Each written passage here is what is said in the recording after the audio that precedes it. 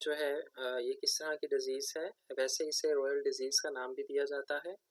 और हम इसके कुछ टाइप्स के बारे में, इसके ट्रीटमेंट, इसकी कंडीशंस, इसकी साइंस एंड सिम्टम्स के बारे में हम यहाँ पर डिस्कस करेंगे।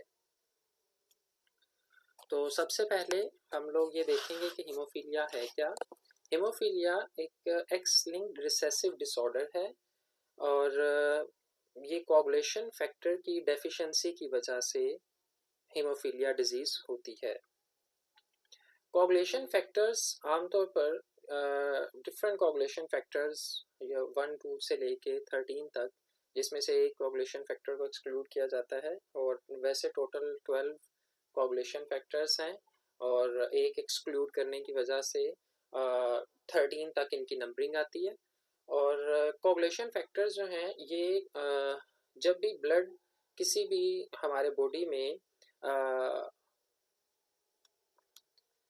ऊज आउट होना शुरू होता है या ब्लड वेसल इंजरी हो जाती है, तो ब्लड वेसल इंजरी को रिपेयर करने के लिए या उसको हील अप करने के लिए कोagulation फैक्टर्स अपना रोल अदा कर रहे होते हैं।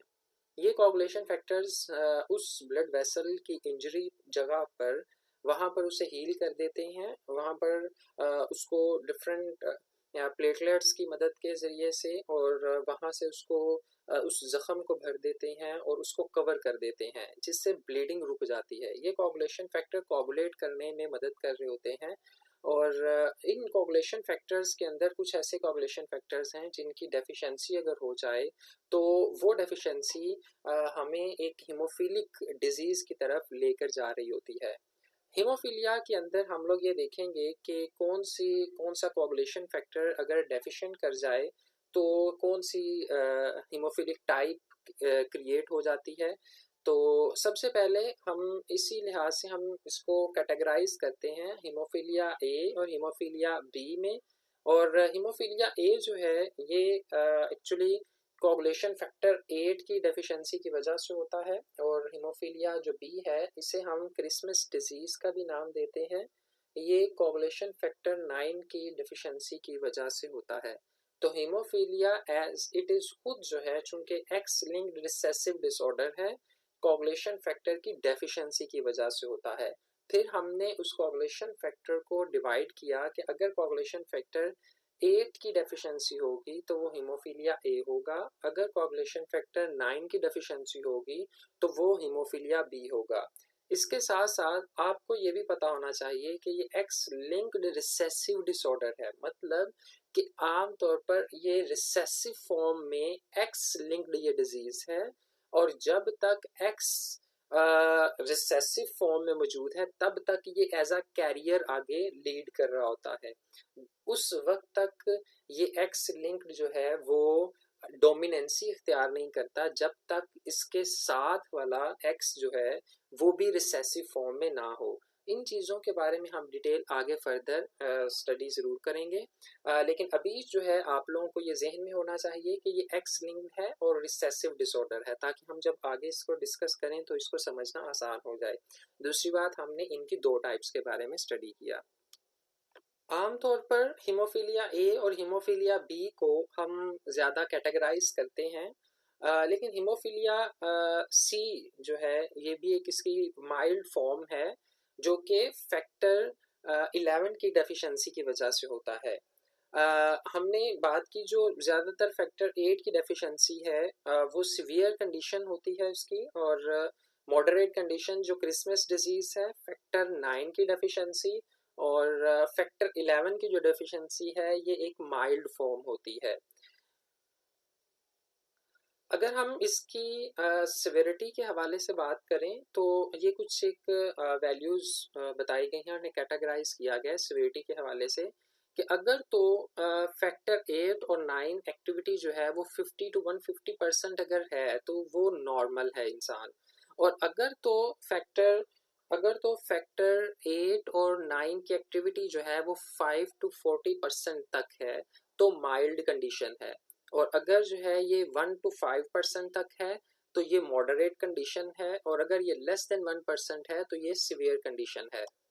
तो ये एक एक्टिविटी के लिहाज से कैटेगराइज किया गया है इसकी सिविरिटी को।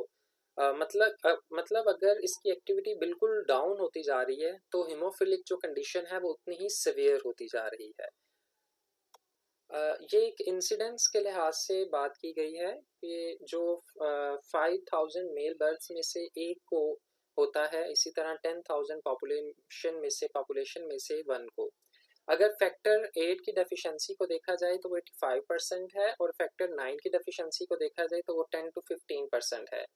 तो हीमोफिलिक रेशो अगर देखी जाए A/B तो वो 7/1 सामने आती है। इसका मतलब ये है कि जो फैक्टर 8 की डेफिशिएंसी है वो ज़्यादा हमें मिल रही है, ज़्यादा पेशेंट्स हमें फैक्टर 8 की डेफिशिएंसी वाले मिल रहे हैं, और फैक्टर 9 की डेफिशिएंसी वाले कम पेशेंट्स मिल रहे हैं।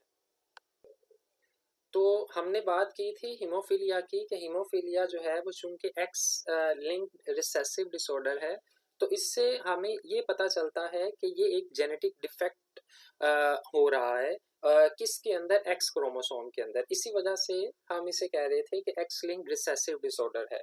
तो हीमोफीलिया ऐसी कोगुलेशन डिसऑर्डर है जो कि एक्स क्रोमोसोम के अंदर जेनेटिक डिफेक्ट की वजह से हो रही होती है।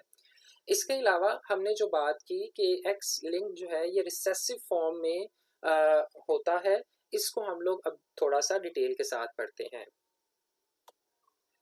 जी, यहाँ पर आप देख सकते हैं, इस चीज़ को हम अच्छे से समझने की कोशिश करते हैं एक्स लिंक रिसेसिव के हवाले से।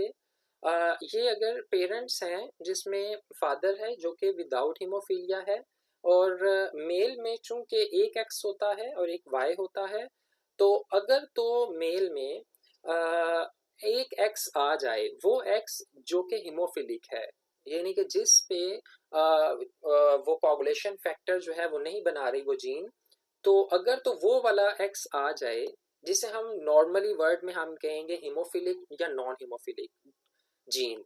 तो पहले इस बात को क्लियर कर लें, हम एक्स को हम लोग रिलेट कर रहे हैं, तो मतलब कि अगर जो हीमोफिलिक होगा हम उसे कहेंगे कि हीमोफीलिया जीन है इसके अंदर। हीमोफीलिया जीन मतलब कि वो जीन जो कि कोगुलेशन फैक्टर नहीं बना पा रही, ठीक है। अब जब हम कहेंगे कि विदाउट हीमोफीलिया, मतलब कि उसके अंदर ऐसी जीन है जो कि कोगुलेशन फैक्टर्स बना रही है। तो मैं यहाँ पर बात करूंगा हीमोफिलिक जीन की या विदाउट हीमोफीलिया की, ताकि हमें बात समझने में आसान हो जाए। अब यहाँ पर अगर हम बात करें फादर की, तो फादर जो है या मेल जो है उसमें उसके पास एक एक्स होता है, या तो वो एक एक्स जो है वो हीमोफिलिक भी हो सकता है, या फिर वो एक एक्स जो है वो विदाउट हीमोफिलिक हो सकता है। तो हम यहाँ पर अगर बात करते हैं, फॉर एग्जांपल फादर जो है वो विदाउट हीमोफिलिक है, और मदर जो है, मदर के पास चूंकि दो एक्स होते हैं, और इन दो एक्स में से अगर एक एक्स हीमोफिलिक जीन रखता भी हो, लेकिन अगर दूसरा एक्स नहीं रखता, तो वो दूसरा एक्स डोमिनेंसी क्रिएट कर देता है, और उस मदर को या उस फीमेल को हीमोफीलिया नहीं होता। चूंकि हमने बात की कि ये एक्स लिंक्ड रिसेसिव है, इस वजह से हम ये कह रहे हैं कि अगर तो दूसरा एक्स मौजूद है और वो हीमोफिलिक जीन नहीं रखता, तो वो डोमिनेंट रहेगा और पेशेंट हीमोफिलिक नहीं होगा। जो हीमोफिलिक जीन रखने वाला एक्स है वो रिसेसिव फॉर्म में मौजूद रहेगा मदर में, और मदर जो है वो एज अ कैरियर रहेगी। इसी वजह से ये कहा जाता है कि ज़्यादातर जो फीमेल होती हैं वो एक्स लिंक्ड रिसेसिव जो है वो कैरियर होती हैं, ठीक है। और जो मेल होते हैं ये ज़्यादातर पेशेंट बन जाते हैं और हीमोफिलिक हो जाते हैं। ये बात समझने, मेरा ख्याल है आप लोगों को समझ में आ गई होगी, जो मैंने अभी आप लोगों को एक्स एक्स और एक्स वाई के लिहाज से बात समझाई है। तो यहाँ पर हम बात करते हैं, अगर फादर विदाउट हीमोफिलिक है और मदर जो है वो हीमोफिलिक है, और इनसे जो आगे जनरेशन आती है, और यहाँ पर आप देख सकते हैं सन और डॉटर के कौन कौन से चांसेस हो सकते हैं इनके चिल्ड्रन में। एक तो चांस ये हो सकता है कि फॉर एग्जांपल एक एक्स जो है वो नॉन हीमोफिलिक मदर से आ जाए, और फादर से अगर वाई आ जाए, तो वो सन भी विदाउट हीमोफिलिक ही रहेगा। और अगर जो है अगर एक एक्स जो है वो पेरेंट्स मेल से आए, फादर से आए, और दूसरा एक्स जो है जो कि हीमोफिलिक जीन रख रहा है, अगर वो मदर से आए, तो ये जो डॉटर है ये भी कैरियर का के तौर पर एक्ट करेगी यहाँ पर। और अगर सन है, सन में अगर हम देखें, अगर बेटा होता है तो इसमें ये चांस है कि या तो एक्स जो है ये मदर से एक जो हीमोफिलिक जीन रख रहा है वो अगर आ जाता है, और फादर से जो वाई क्रोमोसोम है वो आता है, तो ये कैरियर नहीं होगा, बल्कि ये जो चिल्ड्रन होगा, ये जो चाइल्ड होगा, सॉरी जो सन होगा, ये हीमोफिलिक पेशेंट ही होगा। क्यों? क्योंकि इसके ऑपोजिट या इसके अल्टरनेट जो है वो एक्स डोमिनेंट नहीं है, वो एक्स डोमिनेंट जो कि विदाउट हीमोफिलिक जीन हो। तो यहाँ पर चूंकि एक ही एक्स है और ये हीमोफिलिक है, तो इसलिए जो मेल है या जो सन है वो हीमोफिलिक ज्यादा कंडीशन क्रिएट कर सकता है, और ज्यादातर ये मेल ही होते हैं। और जो डॉटर अगर आ जाती है जिसमें डबल एक्स है, ये भी जो है वो हीमोफिलिक जीन कैरी नहीं कर सकती। तो मेरा ख्याल है आप लोगों को ये बात समझ में आ गई होगी कि किस तरीके से हम कहते हैं एक्स लिंक्ड रिसेसिव डिसऑर्डर हम लोग क्यों कहते हैं। अब हम बात करते हैं इनके जनरल सिम्टम्स की। तो जनरल सिम्टम्स में जो ब्लीडिंग है वो जॉइंट्स में या मसल में जो है वो ब्लीडिंग हो रही होती है, जिस वजह से पेन भी होती है और स्वेलिंग भी हो जाती है। इसके अलावा नोज ब्लीडिंग भी फ्रीक्वेंट होती है, और इंजरी के बाद या सर्जरी के बाद जो है नॉर्मल ब्लीडिंग हो रही होती है। इसके अलावा चूंकि ब्लीडिंग ज़्यादा होने की वजह से भी यूरिन में भी जो है वो ब्लड फाउंड होता है और ब्रूसिंग भी होना शुरू हो जाती है, ये आप पिक्चर में भी देख सकते हैं। तो सिम्टम्स जो हैं इनको मेमोराइज कैसे रखा जा सकता है, बिल्कुल आप उस कंसेप्ट को जहन में रखें जो हमने अभी बात की कि अगर कोगुलेशन फैक्टर की डेफिशिएंसी हो जाती है तो ब्लड को क्लॉट करना, ब्लड को कोगुलेट करना बहुत मुश्किल हो जाता है, वो सही तरीके से कोगुलेट नहीं हो पाता। तो जब वो कोगुलेट नहीं होता तो ब्लीडिंग डिफरेंट बॉडी के पार्ट से, डिफरेंट बॉडी के ऑर्गन से ब्लीडिंग स्टार्ट हो जाती है। यही इनके जनरल सिम्टम्स हैं। अब हम बात करते हैं कुछ एक्सटर्नल ब्लीडिंग की और कुछ इंटरनल ब्लीडिंग की। एक्सटर्नल ब्लीडिंग में या तो माउथ में ब्लीडिंग हो सकती है, यानी कि कट की वजह से या बाइट की वजह से, और या अगर दांत निकल जाता है तो उस वजह से भी जो ब्लीडिंग है वो स्टार्ट हो जाती है। और बाज़ औक़ात अक्सर नोज़ ब्लीड जो है वो स्टार्ट हो जाता है, या हल्का सा भी कट लग जाए तो बहुत ज़्यादा ब्लीडिंग स्टार्ट हो जाती है। और इसी तरह अक्सर ब्लीडिंग अगर एक जगह पर कट लग जाता है तो वो दोबारा से, अगर वो स्टॉप होता है, ब्लीडिंग रुकती है, तो फिर दोबारा से कुछ देर बाद जो है वो फिर दोबारा से ब्लीडिंग स्टार्ट हो जाती है उस जगह पर जहाँ पर कट लगा हुआ होता है। वो क्यों होता है? वो इसलिए क्योंकि जो कोगुलेशन है या जो वो हील हुआ होता है ज़ख्म, वो कंप्लीट और ठीक तरीके से नहीं हुआ होता हील, और उस वजह से वो दोबारा से जो है वो ब्लीडिंग स्टार्ट हो जाती है।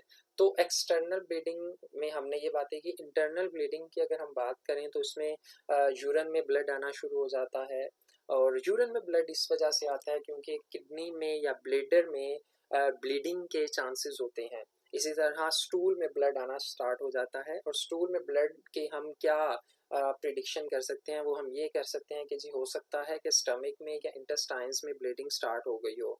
इसी तरह लार्ज ब्रूसेस, बड़े बड़े जो हैं वो निशान बनना शुरू हो जाते हैं बॉडी पे। तो नीले जो निशान है वो भी एक्चुअली यूं होता है कि बॉडी के अंदर जो मसल्स हैं वो मसल्स में ब्लीडिंग स्टार्ट हो जाती है, जो मैंने लास्ट टाइम आप लोगों को डायग्राम भी दिखाई। काफ़ी जो है वो बड़े बड़े ब्लूइश स्पॉट नज़र आते हैं जो ब्रूसेस की तरफ लीड कर रहे होते हैं।